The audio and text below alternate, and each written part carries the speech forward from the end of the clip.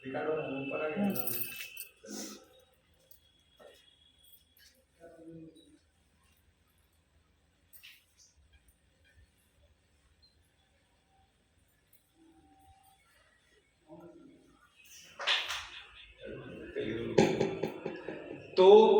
महाराज अब देखिए भगवान राम वहां पर एक काम किए, बस एक धनुष तोड़ा।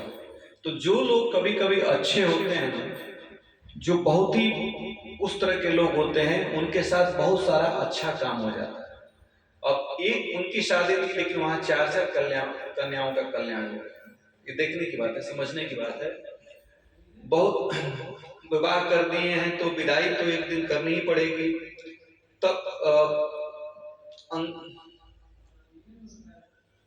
चारों का यही हो जाए तो ठीक है, अनुमति मिल गई। साक्षात परमात्मा ने जहां जन्म लिया है और जहां पराम्बा मां शक्ति ने अवतार लिया है, दोनों सौभाग्यशाली परिवार हैं। चारों भाइयों का विवाह संपन्न हुआ। विवाह के बाद एक दिन सखियां चारों भाइयों को कोहबर में हंसी विनोद के लिए ले गईं। अब वहां पर लक्ष्मण जी बड़े स्वाभिमान से बैठे हुए थे, क्योंकि राम जी ने धनुष तोड़ा है। एक सखी ने छेड़ दिया। जनकपुर की सखियां बड़ी चतुर थीं। बोली, लक्ष्मण जी बड़े भूले हुए बैठे हो, क्या बात है? बोले, अगर हमारे भैया ने धनुष नहीं तोड़ा होता तो सोचो कि तुम्हारे जनकपुर वासियों का क्या होता। बोली, लक्ष्मण जी क्या तुमको भ्रांति हो गई है कि तुम्हारे भैया ने धनुष तोड़ा है? बोले, इसमें भ्रांति की क्या बात है, सारे संसार ने देखा है, सारा संसार इसका प्रमाण है। नहीं, आपको भ्रांति है, मेरे पास प्रमाण है कि आपके भैया ने धनुष नहीं तोड़ा है। बड़ी विलक्षण बात, क्या प्रमाण है? एक प्रमाण तो यह है कि जब आप लोग पुष्प वाटिका में से पुष्प चयन करके लौट रहे थे, मालूम है आप लोगों की दशा क्या थी? क्या थी? आपके भैया के भाल पर पसीने की बूंदें थी, और यह विवाह ठंडी में हुआ है। जिस राजकुमार को ठंडी के मौसम में फूल तोड़ने में पसीना आ जाए क्या उस राजकुमार से कोई आशा रख सकता है कि वह धनुष तोड़ेगा? लक्ष्मण जी बोले, नहीं नहीं, तुम नहीं जानती हो, हमारे भैया के चरणों की धूली में इतना प्रभाव है कि जो पत्थर को, इस पत्थर की स्त्री अहिल्या थी, उसका भी उद्धार हो गया। आप भैया के प्रभाव को नहीं जानती हैं। जनकपुर की सखी फिर मुस्कुराती हैं, बोली, लक्ष्मण यह भी तुम्हारी भ्रांति है। यह भ्रांति कैसे है?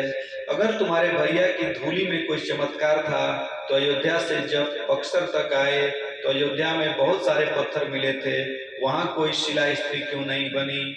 अगर यहाँ वहां की धूली में प्रभाव था, चरणों में प्रभाव था, तो तुम्हारे भैया जब जनकपुर के रास्ते की ओर चले तो जनकपुर रास्ते की धूली चरणों में लगी, और वही धूली पत्थर की शिला में लगी, जिससे वह स्त्री बन गई।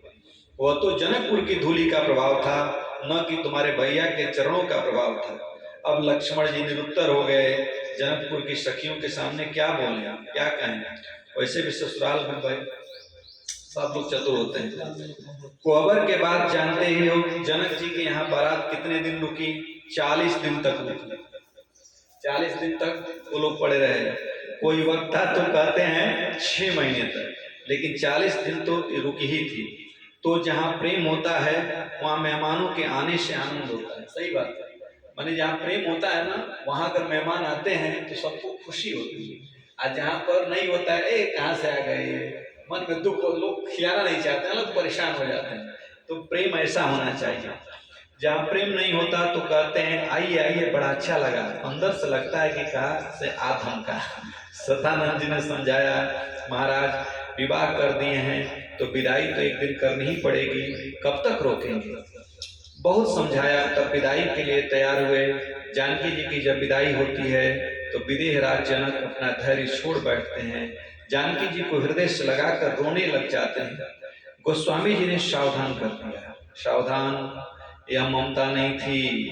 ये जिस परम ब्रह्म परमात्मा के ब्रह्मानंद का अनुभव कर रहे थे, विदेहराज जनक में अभी भी उसी परमात्मा का प्रेम था। यह साक्षात परमात्मा के प्रेम का स्वरूप था।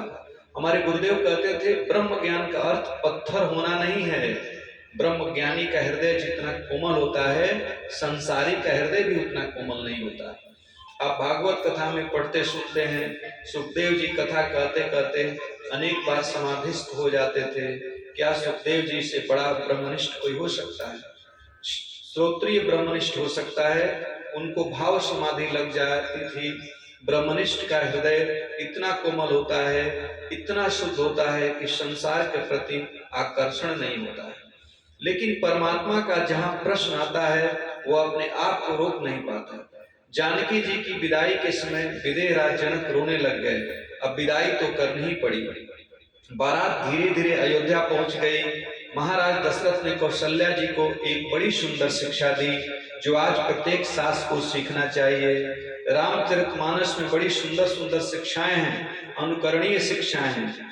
तो क्या शिक्षा दी? बहु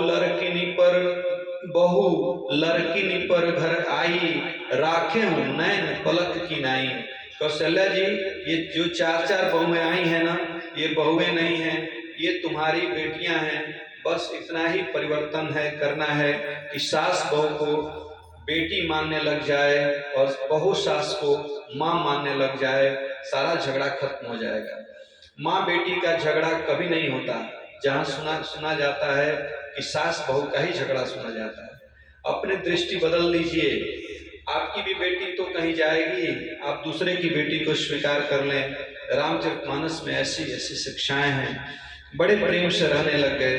12 वर्ष तक बड़े प्रेम से निवास करते हैं। गोस्वामी जी ने विवाह के बाद राज्याभिषेक प्रसंग तुरंत लिख दिया, लेकिन जो महापुरुष हैं, टीकाकार हैं, वे कहते हैं कि 12 वर्ष के बाद वनवास का प्रसंग आता है। एक बार पूज्य रोटीराम बाबा से किसी ने कहा, महाराज ट्रेन में बड़ी भीड़ थी, हम चढ़ तो गए लेकिन हमारी पत्नी रह गई।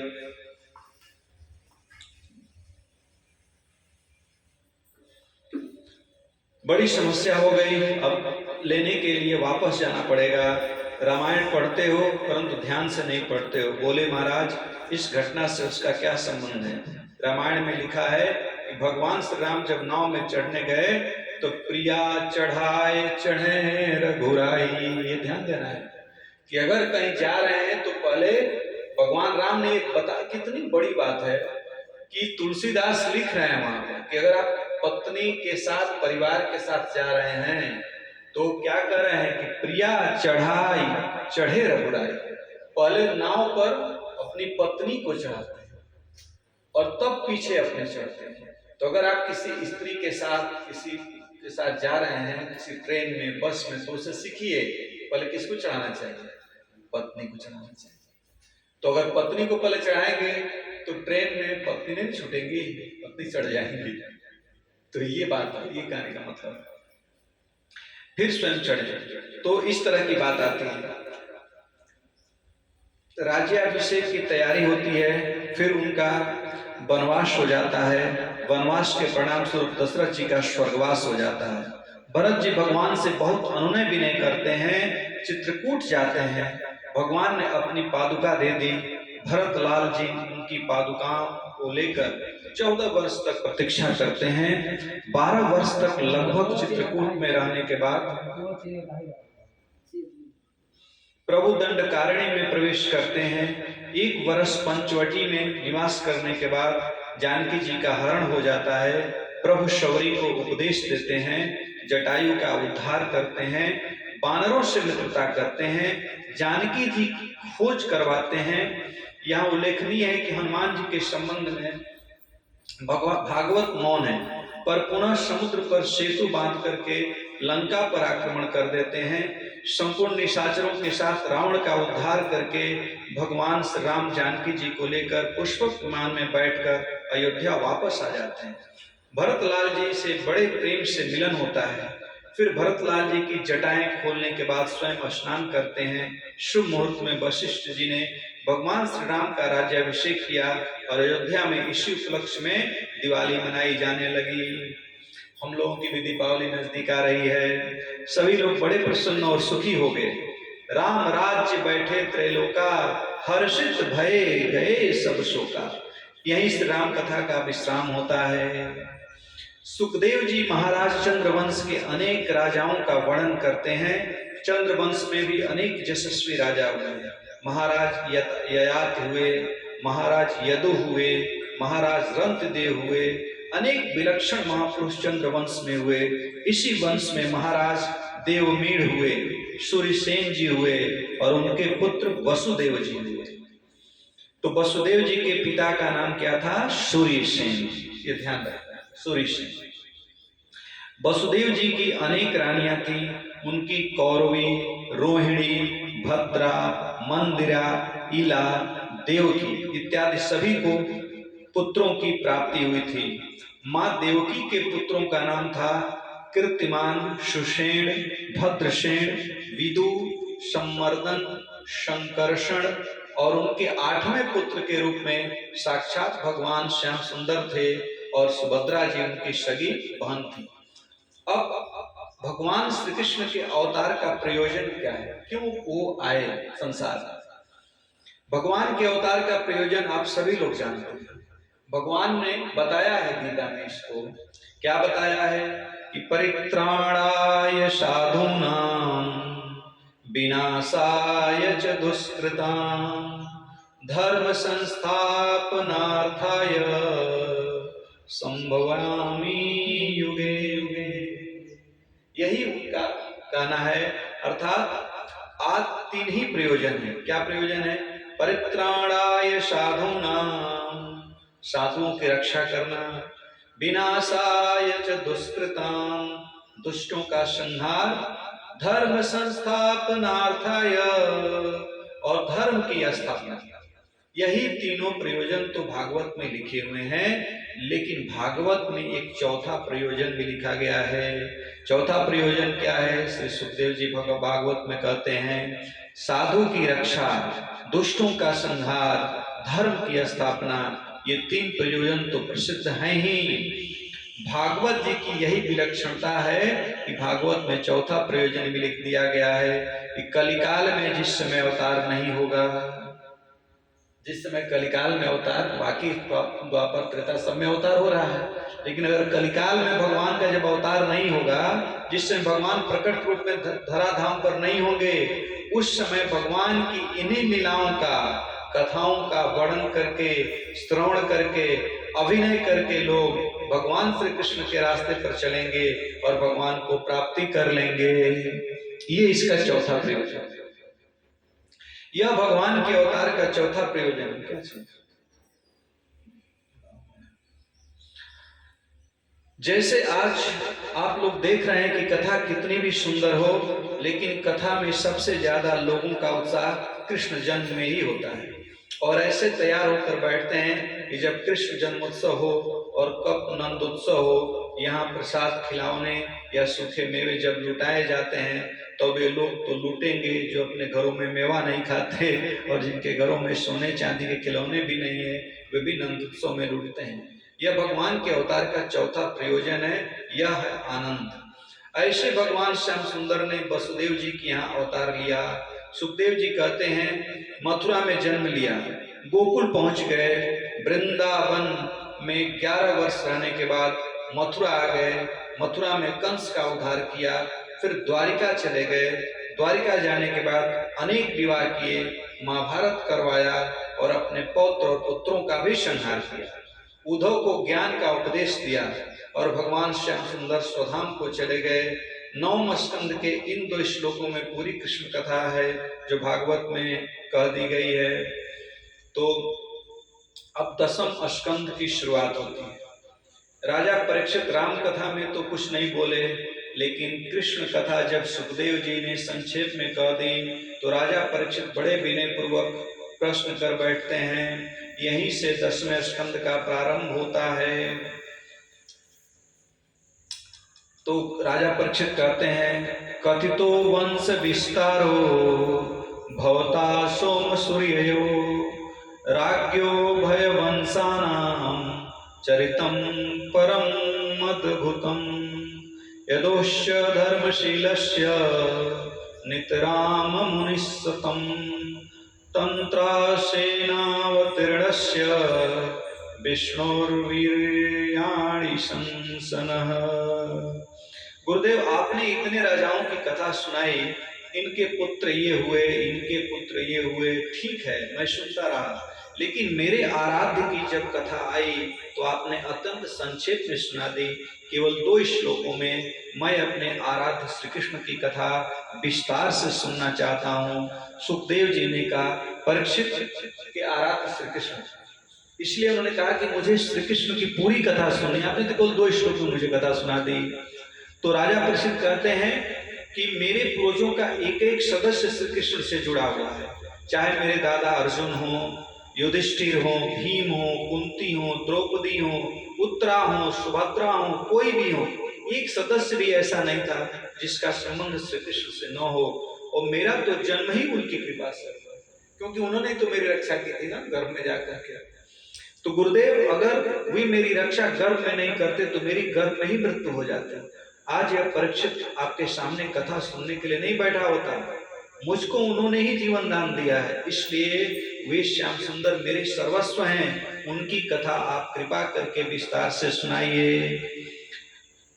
सुखदेव जी ने कहा, राजन अगर कृष्ण कथा प्रारंभ होगी तो लगभग 3 दिन तक चलेगी और तुम कुछ फलाहार कर लो, जलपान कर लो। राजा परीक्षित ने कहा, आपके स्त्री मुख से जो कथा का अमृत बरस रहा है, इससे जो शक्ति मुझे मिल रही है, तो फलाहार और जलपान की आवश्यकता नहीं है। आप कथा सुनाइए। सुखदेव जी बड़े आनंदित होते हैं। ऐसे निष्ठावान श्रोता मिल गया। सुखदेव जी ने केवल 1 सप्ताह की कथा एक बार ही कही है, वह भी केवल परीक्षित को सुनाया है, उसके बाद किसी और को नहीं सुनाई। सुखदेव जी राजा परीक्षित से कहते हैं, धन्य हो राजन, तुम्हारे कारण मेरे हृदय में भी श्री कृष्ण के का अवतार हो जाता है। उन्होंने यही कहा है। सुखदेव जी कहते हैं, वासुदेव कथा प्रश्न पुरुषान स्त्रीन पुनीत ही। भगवान की कथा 3 लोगों को पवित्र करती है, लेकिन पहले किसको पवित्र करती है?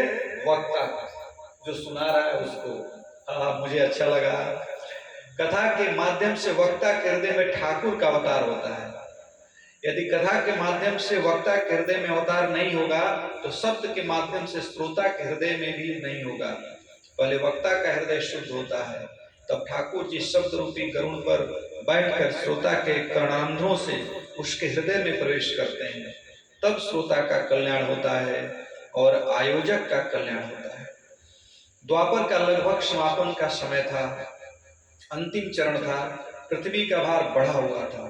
बड़े बड़े दुष्टों के कारण देवताओं ने भगवान से प्रार्थना की। आकाशवाणी होती है, देवताओं घबराओ नहीं, मैं अवतार लेकर आऊंगा, देवकी वसुदेव का पुत्र बनकर आऊंगा। लेकिन इस अवतार में थोड़ा परिवर्तन है। क्या?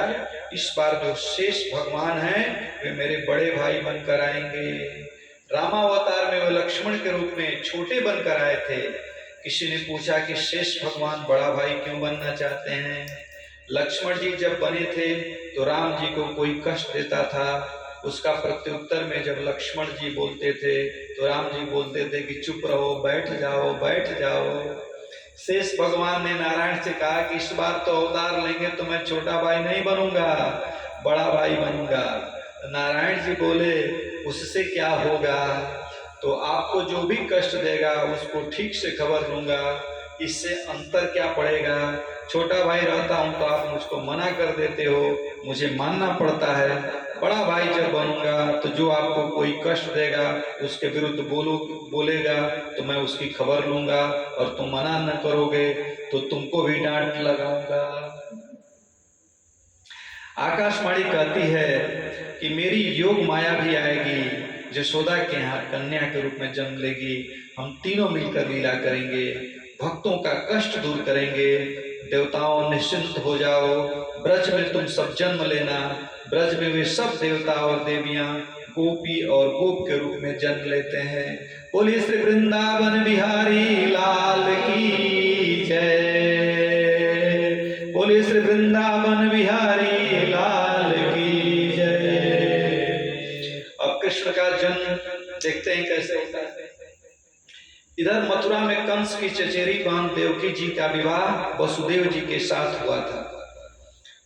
कंस देवकी से इतना प्रेम करता था कि बहन की विदाई के समय सारथी को हटाकर स्वयं रथ चला रहा था, स्वयं विदाई करने जा रहा है। तभी रास्ते में आकाशवाणी हुई, अस्यास्त्वामष्टमो गर्भो हन्त्वायाम वसे बुध। हे मूर्ख कंस, जिसकी तू इतने प्रेम से विदाई करने जा रहा है, इसी देवरी का 8वां गर्भ तेरा काल होगा।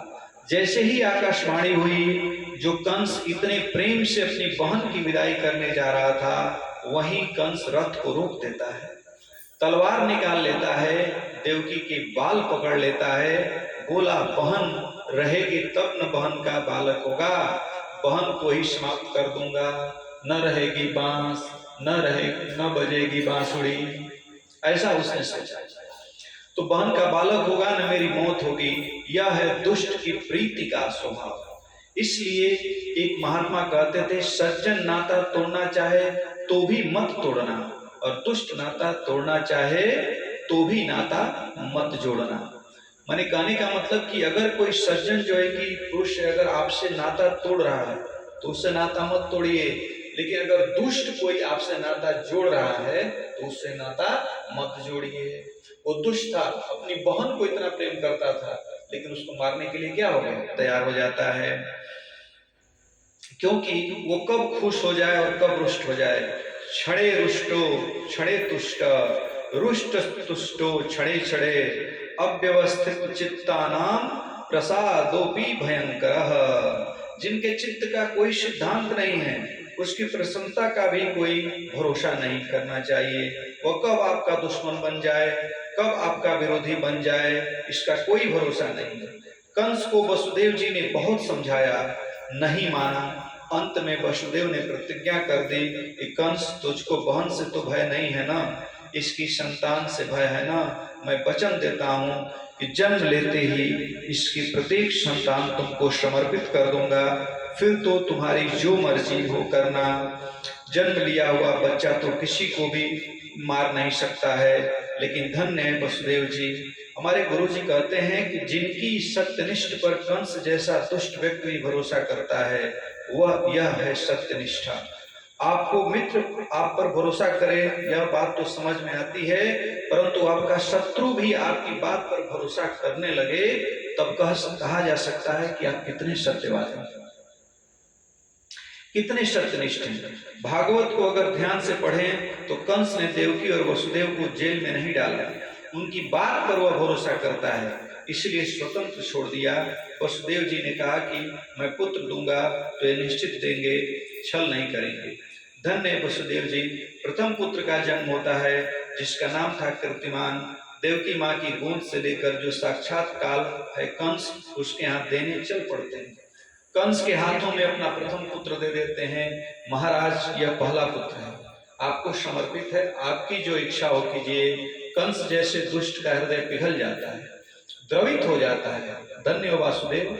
ऐसा पिता विश्व में पहली बार देखा है जो अपना नवजात पहला पुत्र अपने शत्रु के हाथों मरने के लिए दे रहा है। धन्य वसुदेव, धन्य है तुम्हारी सत्यनिष्ठा।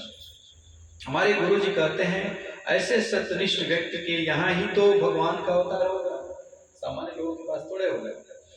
कंस के हृदय को भी परिवर्तन करने की शक्ति उनमें है। वसुदेव जी यह तो पहला पुत्र है, ले जाओ। इसलिए मैं कहता हूँ आज भी कि तुम्हारे यहाँ भी भगवान आ सकता है, तुम्हारे यहाँ भी कृष्ण पैदा होंगे। कब? जब तुम वसुदेव जैसे हो जाओगे तब। तुम्हारे यहाँ भी राम आएंगे अगर तुम दशरथ और कौशल्या जैसे बन जाओगे तब। अगर आज के युग में भी कोई दशरथ है, कौशल्या बन जाता है, तो उसके यहाँ भी उसके पुत्र और पुत्रियां क्या हो जाते हैं, बहुत ही शानदार हो जाते हैं। देखते हैं कि लोग कहते हैं कि उनका लड़का, उनकी लड़की ऐसी, इसलिए कि उनका स्वभाव ऐसा है। तो पहले दशरथ या कौशल्या बनो, वासुदेव या देवकी बनो, तब देखो आपके पास कृष्ण कैसे दौड़े आते हैं, कैसे राम आते हैं। वसुदेव जी जानते थे कि इसकी बात का भरोसा नहीं, लेकर चले। तब तक नारद जी आ गए। नारद जी ने सोचा कि यदि कंस पर दया करने शुरू कर दी तो इसको मरने में विलंब हो जाएगा, जितना ज्यादा पाप करेगा उतनी जल्दी मरेगा। नारद जी का अलग ही गणित चलता है। नारद जी चाहते हैं कि इससे जल्दी से जल्दी ज्यादा पाप करवाओ, जिससे इसकी तपस्या की शक्ति क्षीण हो जाए और यह जल्दी मरे। दुश्मन को पराजित करने का यह भी एक तरीका है। पाप को बढ़ावा देने लग गए। नारद जी बोले, कंस तूने ये क्या किया? पहले बेटे को छोड़ दिया। हाँ महाराज, पहले बेटे को क्या करना है, 8वां मेरा काल है। नारद जी ने एक कमल का फूल लिया, उसमें 8 पंखुड़ी हैं। कंस से पूछते हैं कि कंस, क्या इस फूल में तू बता सकता है कि पहला कौन है और आखिरी कौन है? क्योंकि 8 ही है। तो अब जब सब गोलाकार में है तो कैसे पता लगे कि कौन सी पहली है और कौन सी आखिरी है? नारद जी की ऐसी विलक्षण बुद्धि है कि कंस को भी भ्रांति में डाल दिया। इस कमल में तो कोई भी पहली और कोई भी 8वीं हो सकती है, तो पता कैसे लगे 8वीं भी पहली हो सकती है और पहली भी 8वीं हो सकती है? बोले, जैसे यह पुष्प गोल है ना, वैसे ही देवताओं की आकाशवाणी भी गोल होती है, यह सीधी नहीं होती है। वे पहली को भी 8वीं मान सकते हैं और 8वीं को भी पहली मान सकते हैं। बोले, आप कहना क्या चाहते हैं? मैं कहना चाहता हूं कि तेरा हित इसी में है कि वसुदेव की किसी भी संतान को छोड़ना नहीं चाहिए। उल्टा सिखा दिया। और इतना ही नहीं, नारद जी ने कहा, कुछ और प्रमाण दूं? जानते हो 8वें गर्भ के रूप में कौन आने वाला है? कंस ने पूछा, कौन? नारद जी बोले, विष्णु आने वाला है, जो तुम्हारा जन्मजात दुश्मन है। और तुम्हारा पिता उग्रसेन, देवकी, वसुदेव और ब्रज में जितने भी गोपी हैं, सब उनकी प्रतीक्षा कर रहे हैं। तेरे खिलाफ ये सारा षड्यंत्र चल रहा है और तू दया दिखा रहा है। सावधान हो जा, तेरी मृत्यु की तैयारी हो रही है। जैसे ही इतना कहा नारद जी ने, तो कंस ने नारद जी के पैर पकड़ लिए। धन्य है नारद जी, आप नहीं होते तो मेरे कल्याण की बात कौन सोचता? बात तो सही है, कल्याण तो यही कराएंगे। तुरंत वसुदेव जी को बुलाया और उस बेटे को छीन लिया और पत्थर पर पटक कर उसकी हत्या कर दी। देवकी वसुदेव को जेल में डाल दिया। उग्रसेन को सिंहासन से उतार करके जेल में डाल दिया और स्वयं राजा बन बैठा। अब देखिए कितनी बड़ी बात हो गई, पिता को भी हटा दिया और पाप करना शुरू किया और ज्यादा। अब वसुदेव जी के दूसरा, तीसरा, चौथा, 5वां, 6वां 6 बच्चे हुए और सबको मार डाला, एक को भी नहीं छोड़ा। नारद जी के कहने के बाद जितने ब्रजवासी गोप और गोपी थे उन सबको कष्ट देने लगे। नारद जी मथुरा और ब्रज से उनको भगाना प्रारंभ कर दिया। भगवान ने देखा कि अब अवतार का समय आ रहा है, क्योंकि इतना कष्ट कर दिया कि अब चलना चाहिए। और भगवान ने 7वें गर्भ के रूप में देवकी की कोख में शंकर्षण जी को भेजा। योग माया से कहा, योग माया तू शेष भगवान को देवकी के गर्भ से निकालकर रोहिणी के गर्भ में रख दे, जो नंद बाबा के यहाँ रह रही हैं, और तुम यशोदा के गर्भ में प्रवेश कर जाओ। मैं देवकी के गर्भ में प्रवेश करूंगा, तीनों मिलकर आगे की लीला करेंगे। योग माया ने 7वें गर्भ को देवकी के गर्भ से उठाकर रोहिणी के गर्भ में रख दिया। धन्य है प्रभु, बोलिए श्री वृंदावन बिहारी लाल की जय। 8वें गर्भ के रूप में भगवान प्रवेश करते हैं। उधर यशोदा जी के यहाँ योग माया प्रवेश करती हैं। जैसे ही देवकी के गर्भ में भगवान ने प्रवेश किया तो देवकी का जो स्त्री मुख था, जो चेहरा था, वो प्रकाशित हो गया। जिसके अंदर भगवान का आनंद आ जाता है उसका चेहरा चमकने लगता है, आनंदित हो जाता है। द्वारपालों ने सूचना दी, महाराज 8वां गर्भ आ गया है। कंस आकर देखता है, देवकी पहले गर्भों की अपेक्षा अत्यंत प्रसन्न दिखाई दे रही थी। लगता है कि विष्णु आ गया है। पहरा कड़ा कर दिया, आदेश दिया कि किसी भी समय बालक का जन्म हो तो उसी समय मुझे सूचना मिलनी चाहिए। कोई भी सोएगा नहीं, रात्रि में न दिन में पहरा बढ़ा दिया, ताले बढ़ा दिए, पहरेदार बढ़ा दिए और कंस वहां से चला जाता है। उस मूर्ख को ये नहीं मालूम है कि जहाँ भगवान आने वाले हैं वह ताला और पहरेदार क्या करेंगे। भयभीत है कि विष्णु आने वाला है, इसीलिए कहा गया है कि जाकी रही भावना जैसी, प्रभु मूरत देखी दिन तैसी। जैसे जिसकी भावना होती है वो भगवान को उसी रूप में देखता है। गोपियां उनको देखती हैं तो प्रेम करती हैं, भक्त देखता है तो आह्लादित होता है, और जब राक्षस उन्हें देखते हैं तो उनको भगवान उनके सबसे बड़े दुश्मन दिखाई देते हैं। इधर कंस के जाने के बाद कंस की जेल में सभी देवता आते हैं। ब्रह्मा जी, भगवान शिव, इंद्र, गरुण, अग्नि, पवन, सभी देवता गर्भ में स्थित भगवान की स्तुति करते हैं और जिनका नाम है गर्भ स्तुति। सत्यव्रतम सत्यपरम त्रिसत्यम सत्यशय सत्यस्य योनिः निहितं च सत्ये सत्यस्य सत्यमृत सत्यनेत्रं सत्यात्मकं त्वां शरणं प्रपन्नः। पहला शब्द क्या है? सत्यव्रतम। आप सत्य संकल्प हैं। हमारे गुरु जी विनोद में कहते हैं, देवता स्तुति भी करते हैं तो पहले भगवान को अपनी बात याद दिलाते हैं। भगवान अपने अवतार के पहले दुष्टों को मारने का जो संकल्प किया था उसका ध्यान रखिएगा, क्योंकि आप सत्य संकल्प हैं।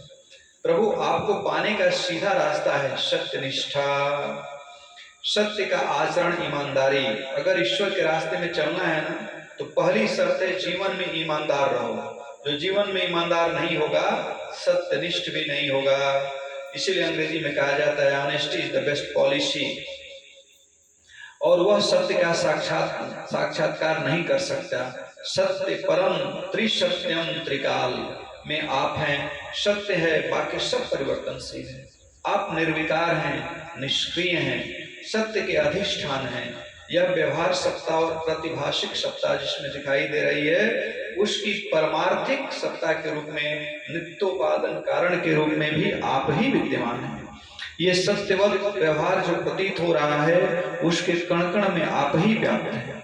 जितना अस्त और वस्त के रूप में कहे जाने वाले व्यक्ति, वस्त, स्थान आदि हैं, उनमें वास्तव में सत्य रूप से आप ही विद्यमान हैं। आप न रहें तो अस्त नस्त कुछ भी बचने वाली नहीं है। हे प्रभु, आप सत्य का स्वरूप है। सत्य आपका स्वभाव है, स्वरूप है। आपके चरणों में हम प्रणाम करते हैं, हम आपकी शरण ग्रहण करते हैं। आपके प्रति जिसका भाव नहीं है, लेकिन जिसने बड़े बड़े शास्त्रों का अध्ययन किया है, जो बड़े बड़े आचार्य बन जाते हैं, प्रवक्ता बन जाते हैं, लेकिन आपकी जो भक्ति नहीं करते हैं, हमने ऐसे लोगों को शिखर से गिरते हुए देखा है। ऐसे अनेक महात्मा विद्वानों को देखा है जो आपके चरणों की भक्ति करते हैं, वे भवसागर को बड़े सहज भाव से पार कर जाते हैं। जैसे गाय के बछड़े के खुर के बराबर गड्ढे में भरा हुआ पानी, वह पानी व्यक्ति आसानी से पार कर जाता है। फिर देवता लोग कहते हैं देवकी मैया से, माँ तुम भयभीत न होना, ईश्वर की बड़ी कृपा है, तुम्हारे गर्भ में साक्षात भगवान ने प्रवेश किया है। देवकी मैया अब कंस से मत डरना, अगर कंस आएगा भी तो यहीं पर तुम्हारे गर्भ में जो बालक है ना, वह कंस का गोविंदाय नमो नमः कर देगा। इनका जन्म होते ही समझ लेना कि उसके मरने की घड़ी आ गई है। ऐसा अस्य स्तुति करके देवता लोग अपने अपने स्थान को चले जाते हैं। अथ सर्व गुणोपेतो कालः परम शोभनः यर्हेवा जन जन्माक्षम शांताक्षम ग्रहणाग्रहताग्रकरम। तो इस तरह से बड़ा सुंदर समय उपस्थित हुआ। संध्या का समय, भाद्रपद का महीना था, कृष्ण पक्ष था, अष्टमी तिथि थी, बुधवार था, रोहिणी नक्षत्र था। भगवान के आदर के लिए सारी प्रकृति सजी हुई है। भगवान के सम्मान के लिए आकाश में तारे गण दिखाई देने लग गए। निशा का प्रवेश हो रहा था, अभी अर्धरात्रि नहीं हुई है। नदियों का जल बड़ा पवित्र है। भाद्रपद में नदियों का जल पवित्र नहीं होता है, बटमैला होता है, लेकिन नदियां स्वयं को पवित्र कर लेती हैं, क्योंकि भगवान आने वाले हैं। सरोवरों में कमल खिले हुए हैं। आकाश में देवता, अप्सराएं और गंधर्व भगवान के आने की प्रतीक्षा कर रहे हैं। पूर्व दिशा में धीरे धीरे बादल गर्जना कर रहे हैं। धीरे धीरे क्यों? बादल समुद्र से कह रहे हैं तुम्हारे अंदर भगवान रहते थे, तब तुम हमको दर्शन नहीं करने देते थे। अब वह भगवान घनश्याम होकर के आ रहे हैं। घनश्याम माने बादलों जैसे काले होकर के आ रहे हैं। इसलिए धीरे धीरे हम गरजेंगे, हमारा रंग लेकर के आ रहे हैं। इसलिए बादल मंद मंद गर्जना कर रहे हैं। मेघ श्याम भगवान श्याम सुंदर का एक नाम है, मेघ श्याम। मेघ के जैसा जिसका रंग है, इसीलिए बादल बड़े प्रसन्न हैं। नदियां क्यों खुश हैं जानते हो? नदियां जानती हैं भगवान श्री कृष्ण ऐसे विलक्षण व्यक्तित्व हैं जो कालिंदी से विवाह करेंगे। कालिंदी चौथी पटरानी है। नदियां कहती हैं कि हमको भी तो वे किसी न किसी संबंध में स्वीकार करेंगे, भाई हम लोग भी तो उनके संबंधी बन जाएंगे। धीरे धीरे रात्रि बढ़ती जा रही है, मध्य निशा का समय हो गया। अर्धरात्रि में कृष्ण पक्ष की अष्टमी में पूर्व दिशा से चंद्रमा का उदय होता है। जो लोग समझदार हैं, जानकार हैं, वे जानते हैं कृष्ण पक्ष की अष्टमी में आधी रात को चंद्रमा निकलता है और वह अभी आधा होता है। लेकिन भागवत में लिखा है कि पूर्व दिशा से पूर्ण चंद्रमा का उदय हुआ, जैसे पूर्णिमा का चंद्रमा। जब अष्टमी को आधा चंद्रमा निकलता है तो वह उसी दिन पूर्ण कैसे निकला? इस पर श्री गोस्वामी जीव गोस्वामी जी ने बड़ी सुंदर उत्प्रेक्षा अपने टीका में लिखी है। गोस्वामी जी कहते हैं, चंद्रमा को जब यह पता लगा कि भगवान श्री कृष्ण चंद्र वंश में आ रहे हैं, हमारे वंश में आ रहे हैं, तो चंद्रमा उत्साहित हो गया और उछलता कूदता हुआ वह स्नान करने के लिए समुद्र में कूद गया। स्नान करके जब निकला तो आनंद से इतना मोटा हो गया कि समुद्र से निकला था तो अष्टमी का ही था, लेकिन दिखाई दे रहा था जैसे पूर्णिमा का चंद्रमा। पूर्व दिशा से पूर्ण चंद्र का उदय हुआ, उधर पूर्व दिशा से चंद्र का उदय हुआ और इधर देवकी रूपी पूर्व दिशा से शंख चक्र गदा पद्म लिए हुए भगवान नारायण का प्राकट्य हो जाता है। वासुदेव जी ने देखा, बड़ा सुंदर बालक है, शंख चक्र गदा पद्म लिए हुए है, पीतांबर पहने हुए है, मंद मंद मुस्कुराता हुआ अवतरित हो गया। धन्य है प्रभु कृष्णाय वासुदेवाय हरे परमात्मने प्रणता क्लेशनाशाय गोविंदाय नमो नमः, गोविंदाय नमो नमः। श्री कृष्ण गोविंद हरे मुरारे, हे नाथ नारायण वासुदेव, हे नाथ नारायण वासुदेव, हे नाथ नारायण वासुदेव। श्री कृष्ण गोविंद हरे मुरारे, हे नाथ नारायण वासुदेव, हे नाथ नारायण वासुदेव। वासुदेव जी ने प्रार्थना की, प्रभु आप साक्षात परमात्मा है, मैं जानता हूँ, लेकिन फिर भी आपसे मैं प्रार्थना करता हूँ कि कंस आने वाला होगा, प्रभु आप अपनी कुछ व्यवस्था करें। यही तो विरोधाभास है। एक ओर कहते हैं कि आप भगवान हैं और दूसरी ओर कहते हैं कि आप अपनी व्यवस्था करें। क्यों? क्योंकि यही प्रेम है। देवकी मैया ने भगवान को एक और नया उपाय बता दिया। देवकी मैया कहती हैं, प्रभु आप ऐसा करें कि कंस को दिखाई मत देना, ऐसी लीला करें कि कंस आपको देख ही ना पाए। जब देख ही नहीं पाएगा तो मारेगा कैसे? देवकी माँ का हृदय कोमल और भावुक है। भगवान को पता लग गया कि दोनों कंस से भयभीत हैं। भगवान ने कहा कि देखो भाई, मुझको तो कंस से भय नहीं लग रहा है, यदि आप दोनों को लग रहा है तो मुझे टोकरी में उठाओ और उसी समय गोकुल में नंद बाबा के घर पहुंचा दो।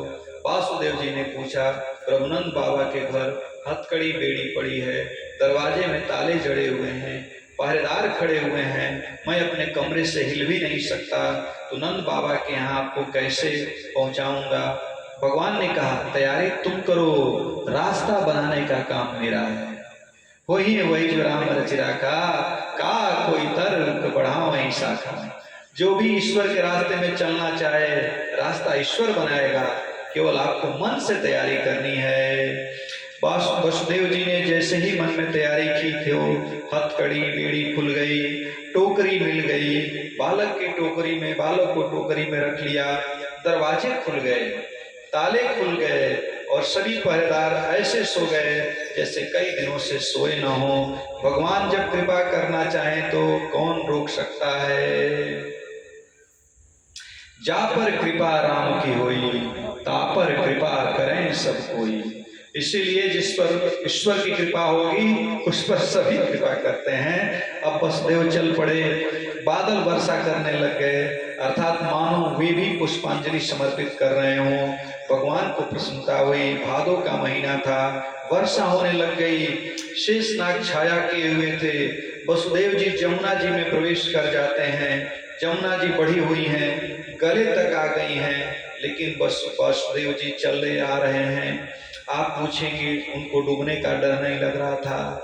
क्योंकि वसुदेव जी ने समझ लिया है कि जो जल से पार कर सकता है, जो जेल से पार कर सकता है, वह जमुना से भी पार कर सकता है।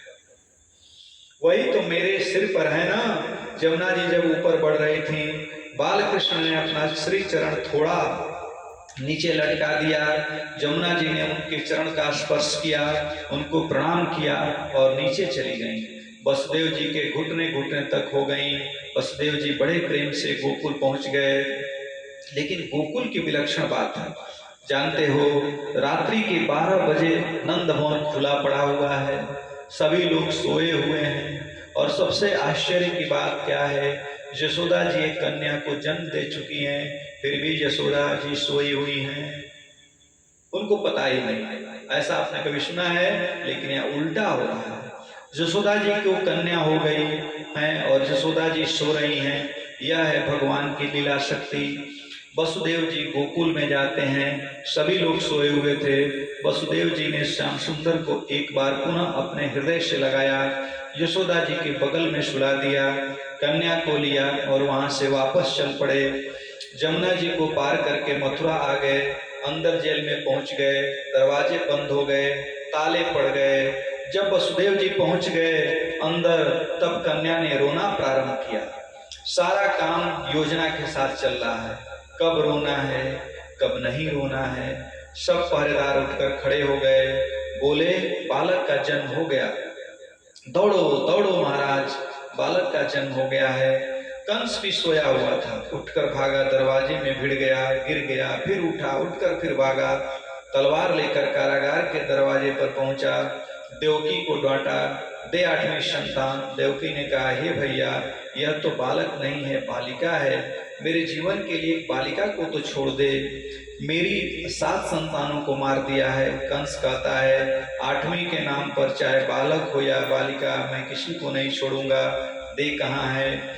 देवकी से कन्या को छीन लिया। यह है दुष्ट की दुष्टता की पराकाष्ठा।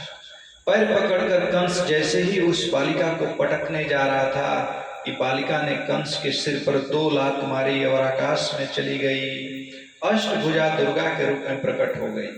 आकाशवाणी कर दी, अरे मूर्ख कंस, मुझे तू क्या मारेगा, तेरे को मारने वाले का जन्म ब्रज में हो चुका है। जन्म हुआ है पर किसके यहाँ यह नहीं बताया।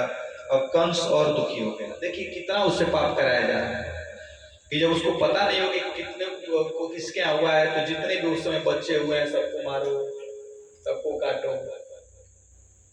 देवकी वसुदेव से क्षमा मांगकर उन्हें कारागार से मुक्त कर दिया। अब कंस और दुखी हो गया और देवकी वसुदेव से क्षमा मांगकर उन्हें कारागार से मुक्त कर दिया।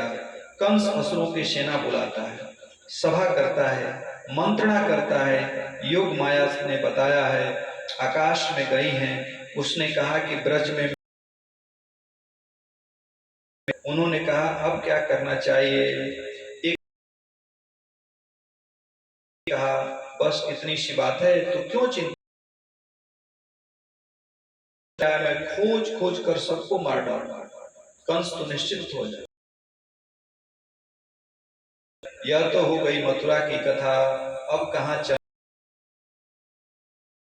जहाँ आप अपने ठाकुर जी का जन्म हुआ है। जय हो गोकुलवासी, जय हो गोकुलवासी। कंस की कथा तो बहुत हो गई, अब अपने ठाकुर की कथा करेंगे। पहले नंद बाबा ने अपनी बहन सुनंदा को बुला रखा था, क्योंकि उनके यहाँ भी पहली संतान हुई है, वह भी वृद्धावस्था में।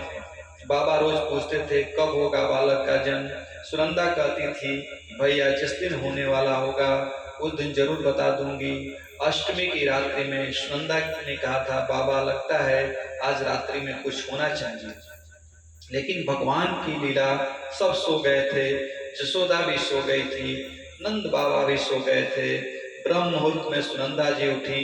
उन्होंने देखा कि यशोदा जी को कुछ हुआ है कि नहीं। वह देखती क्या है, बड़ी विलक्षण लीला। यशोदा जी सोई हुई हैं और नीलमणि बालकृष्ण यशोदा जी के बगल में लेटे हुए धीरे धीरे उनको हिला रहे हैं और रो रहे हैं। धन्य है भगवान। हमारे गुरु जी कहते हैं कि यह है भगवान की विलक्षण करुणा। भगवान रो क्यों रहे हैं? मानो यशोदा जी से कह रहे हैं, अरे मैया मैं तेरे घर तक आ गया, अब भी सो रही हो, अब तो जग जा। भगवान रो रहे हैं, इतना प्रेम उनका अपने भक्तों के प्रति।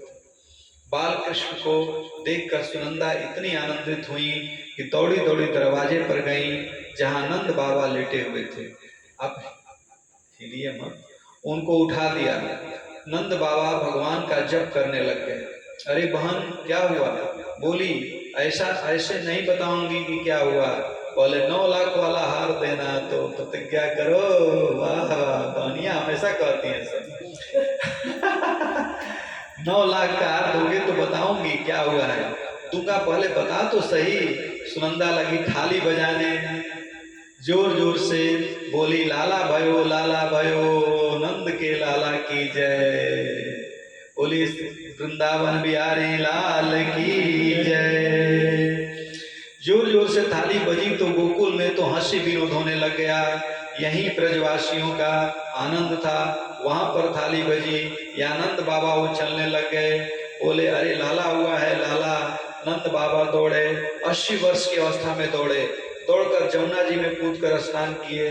स्नान करके लौट कर आए तो पीली बगलबंदी पहनी, पीली धोती पहनी, पीला साफा बांधा और घोटे तक काजल लगाया। घोटे तक काजल मतलब जो काजल आंख से कान तक चला जाए, ऐसा उन्होंने काजल लगाया। ब्रजवासी लोग ऐसे ही लगाते हैं, आज भी कई लोग ऐसे ही काजल लगाते हैं। ब्राह्मणों को बुलाया।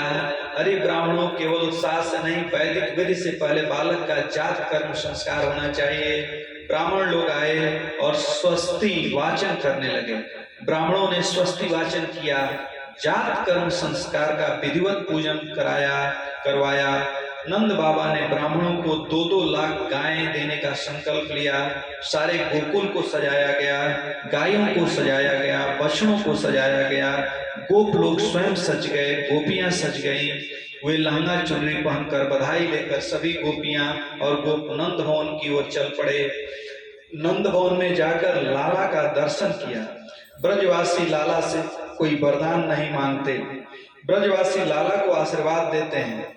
ता आशीष जाना। अरे मैया तेरा लाला हजारों हजारों वर्ष तक जिए, तेरे लाला की जय हो।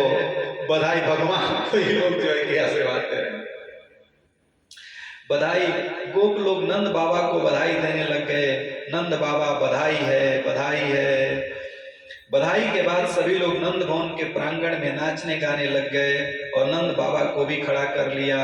कोई गुलाल फेंक रहा है, कोई दधी हल्दी फेंक रहा है, कोई मक्खन फेंक रहा है। ऐसा आनंद मचा गोकुल में चारों तरफ की। कोई सोना लुटा रहा है, कोई चांदी लुटा रहा है। जो लोग लूटते हैं वे भी लुटा देते हैं, कोई कुछ भी लेकर नहीं जाता। सारा गोकुल का प्रांगण सोने चांदी से भर गया। ऐसा लग रहा था कि लक्ष्मी जी गोकुल की धरती पर लौट लौट कर भगवान का स्वागत कर रही हैं। रमा क्रीडम भूत ब्रजः। नंदोत्सव के 18 श्लोक हैं सज्जनों। और ऐसी मर्यादा की जो व्यक्ति कृष्ण भक्त हो और भागवत जी का प्रतिदिन पाठ नहीं कर सकता हो तो इन 18 श्लोकों का पाठ रोज कर ले तो पूरी भागवत करने का फल एक साथ प्राप्त हो जाएगा। ये नंद उत्सव के 18 श्लोक विराट उत्सव के श्लोक हैं। इस प्रकार बड़ी धूमधाम से उत्सव माया बनाने जाने लगा। अभी बैठे रहिएगा।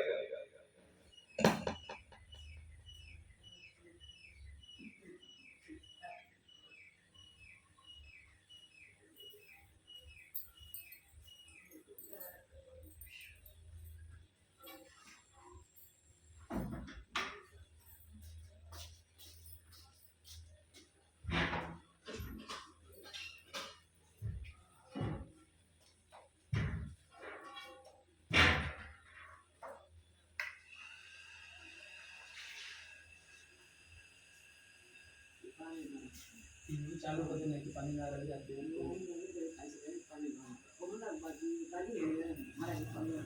घड़ी दिया ना 15 मिनट चला के बंद कर दे 20 मिनट बैठने में बैठा था पानी पीने से नजर चालू कर दीजिए लगे लगे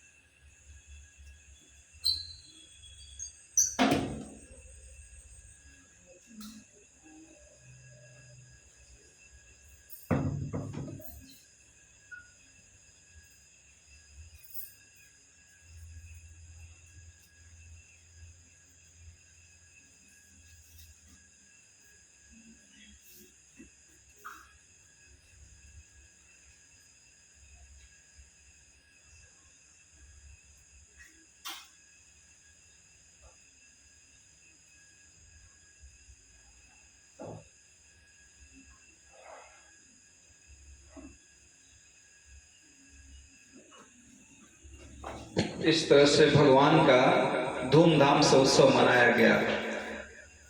तो भगवान श्री कृष्ण उत्पन्न हो गए, चले गए।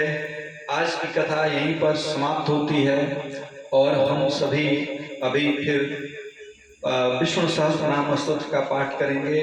उसके बाद थोड़ा सा भजन करेंगे, फिर हम लोग जो है कि यहाँ से प्रस्थान करेंगे प्रसाद लेकर के। तो विष्णु सहस्त्र नाम का पाठ मैं शुरू कर रहा हूँ। श्री परमात्मने नमः। विष्णु सहस्त्र नाम स्तोत्रम यस्य स्मरण मात्रेण जन्म संसार बंधना विमुच्यते नमस्तस्मै विष्णवे प्रभ विष्णवे नमः समस्त भूतानां आदिभूताय भूभृते अनेक रूप रूपाय विष्णवे प्रभ विष्णवे। वैषम्यपायन उवाच श्रुत्वा धर्मान् शेषेण पावनानि च सर्वशः युधिष्ठिरः शान्तनवं पुनरेवा विभासत। युधिष्ठिर उवाच